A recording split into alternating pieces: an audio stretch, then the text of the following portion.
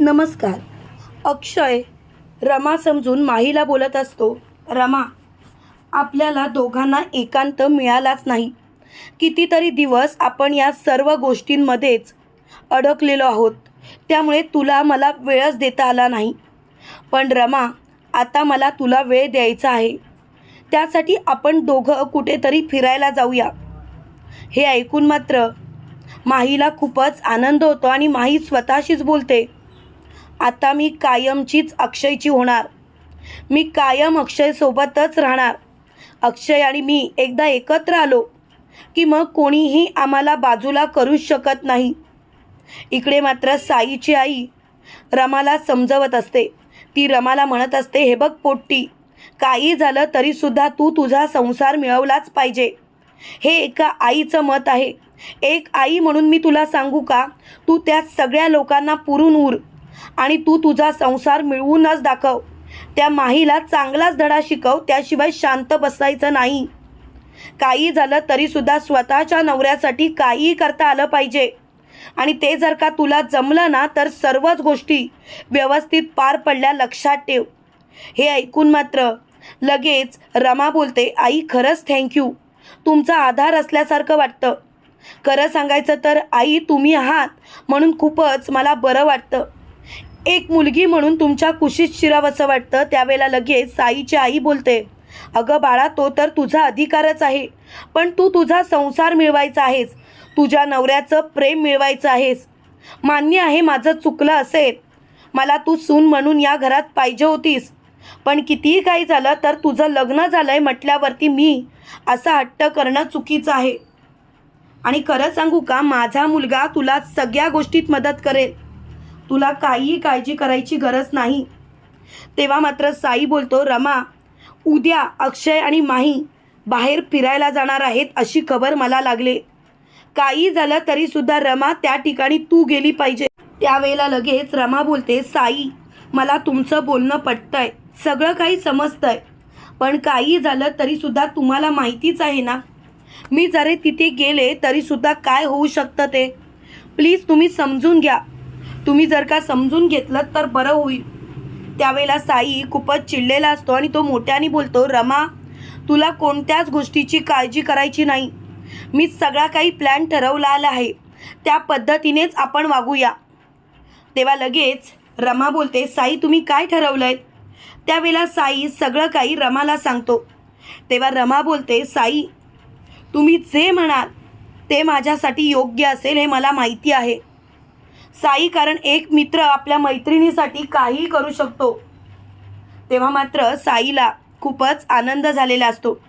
तर इकडे आपल्याला असं पाहायला मिळतं, माही पार्वती आजीला म्हणत असते, आजी, हे सर्व तुमच्यामुळे सक्सेस झालं आहे.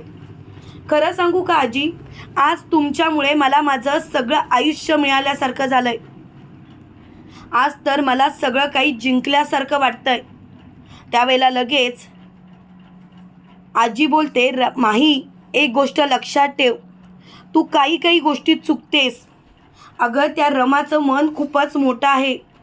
जर का सीमा तुझ्याजवळ माफी मागायला आली होती तर तू तिला माफ करायचं होतंस. त्यावेळेला लगेच माही बोलते, करीन हो माफ मी त्यांना, तुम्हाला काळजी करायची गरजच नाही. त्यावेळेला लगेच आजी बोलते, माही, मी खरं तर तुला या घरात रमा म्हणून आणलंय. पण आता सगळं काही तुझ्या हातात आहे. तुझी एक चूकसुद्धा आपल्या खड्ड्यात टाकू शकते. तेव्हा लगेच माही बोलते, पार्वती आजी, तुम्ही अजिबात काळजी करू नका.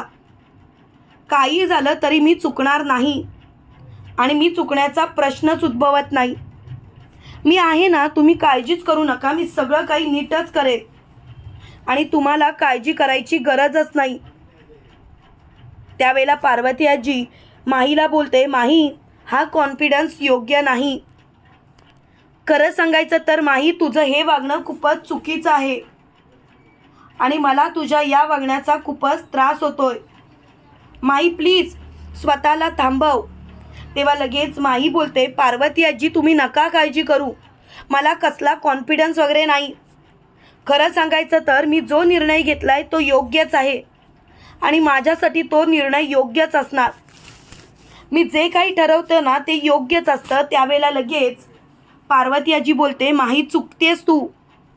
मुळात तुझं हे वागणं खूपच चुकीचं आहे. त्यावेळेला लगेच माही बोलते, नाही असं तुम्हाला वाटतंय, पण माझं जर का मत विचाराल तर माझं मत हेच आहे की मी जो काही निर्णय घेतलाय तो योग्य आहे आणि तोच निर्णय योग्य असणार.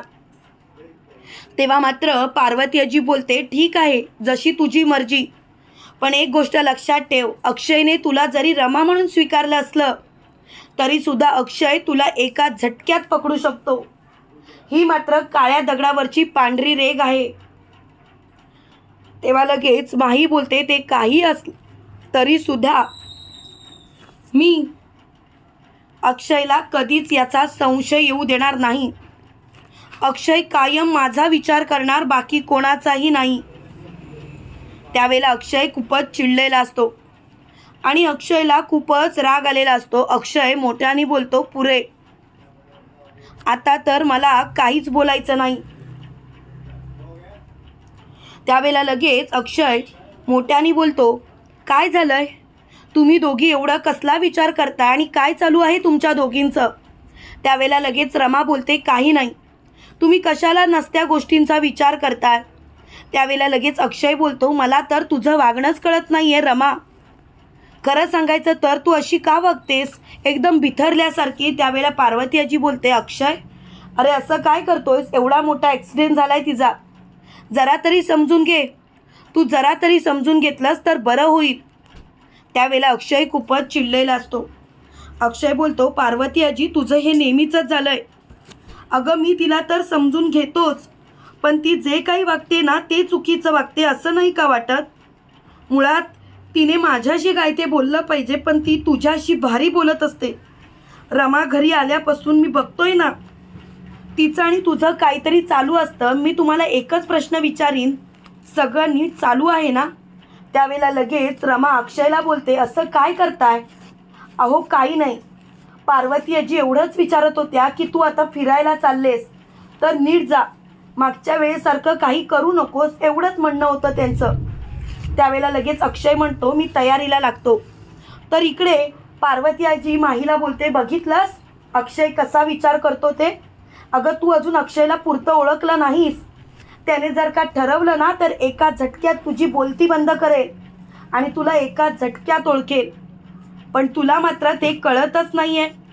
तू असं का वागतेस, का समजून घेत नाहीस तू?